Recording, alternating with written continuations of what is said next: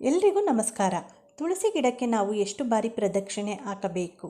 ಪ್ರತಿನಿತ್ಯ ನಾವು ಶುದ್ಧರಾದ ಬಳಿಕ ದೇವರ ಪೂಜೆಯನ್ನು ಮಾಡುವಂತೆ ತುಳಸಿ ಪೂಜೆಯನ್ನು ಮಾಡುತ್ತೇವೆ. ತುಳಸಿ ಪೂಜೆ ಮಾಡುವಾಗ ಪ್ರದಕ್ಷಿಣೆಯನ್ನು ಹಾಕುವ ಪದ್ಧತಿ ಇದೆ. ತುಳಸಿ ಗಿಡಕ್ಕೆ ನಾವು ಎಷ್ಟು ಬಾರಿ ಪ್ರದಕ್ಷಿಣೆಯನ್ನು ಹಾಕಬೇಕು? ತುಳಸಿ ಗಿಡವನ್ನು ಯಾವ ದಿಕ್ಕಿನಲ್ಲಿ ನೆಡಬೇಕು?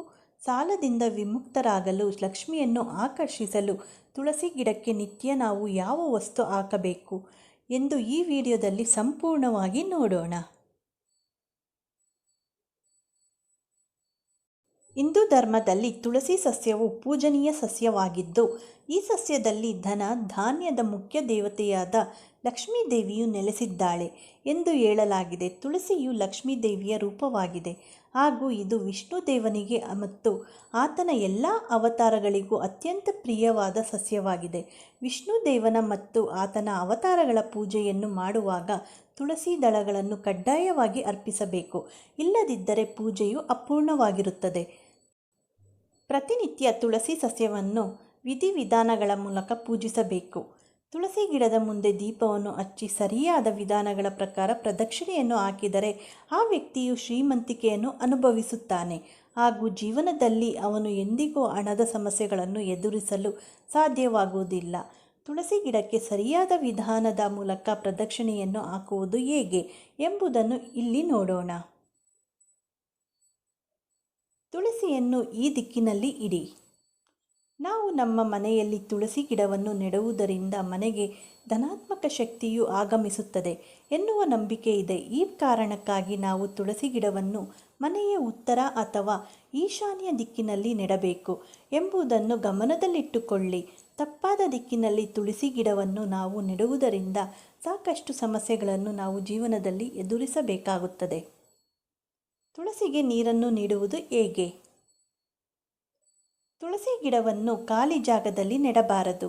ಅದನ್ನು ಒಂದು ಕುಂಡದಲ್ಲಿ ಹಾಕಿ ನೆಡುವುದು ಉತ್ತಮವಾಗಿರುತ್ತದೆ. ಪ್ರತಿನಿತ್ಯ ಮುಂಜಾನೆ ಸ್ನಾನ ಮಾಡಿ ಶುಭ್ರವಾದ ಬಟ್ಟೆಯನ್ನು ಧರಿಸಿದ ನಂತರವೇ ನಾವು ತುಳಸಿಯನ್ನು ಪೂಜಿಸಬೇಕು. ಏಕಾದಶಿ ದಿನಗಳಲ್ಲಿ ಮತ್ತು ಭಾನುವಾರದ ದಿನದಂದು ಹೊರತುಪಡಿಸಿ ಇನ್ನಾವುದೇ ದಿನದಂದು ತುಳಸಿಗೆ ನೀರನ್ನು ಅರ್ಪಿಸಬಹುದು. ತುಳಸಿಗೆ ಈ ರೀತಿ ಪ್ರದಕ್ಷಿಣೆ ಹಾಕಿ. ತುಳಸಿಗೆ ನೀರನ್ನು ಅರ್ಪಿಸಿ ಆಕೆಯನ್ನು ಪೂಜಿಸಿದ ನಂತರ ಅದಕ್ಕೆ ಮರೆಯದೆ ಪ್ರದಕ್ಷಿಣೆಯನ್ನು ಹಾಕಬೇಕು.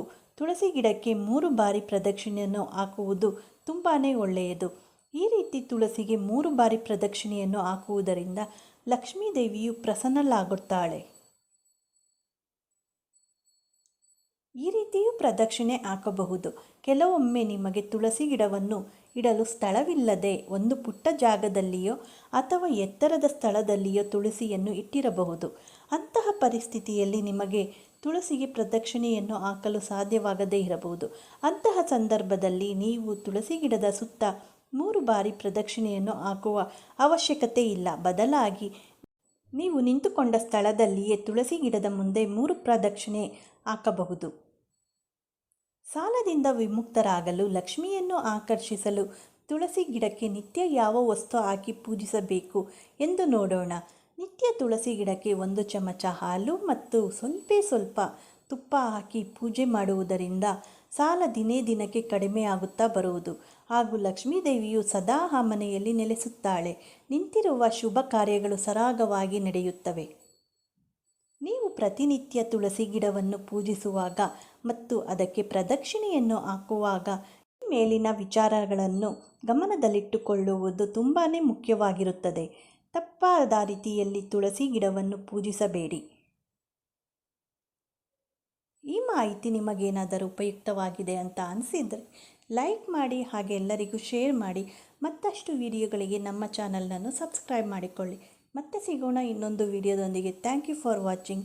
ಧನ್ಯವಾದಗಳು.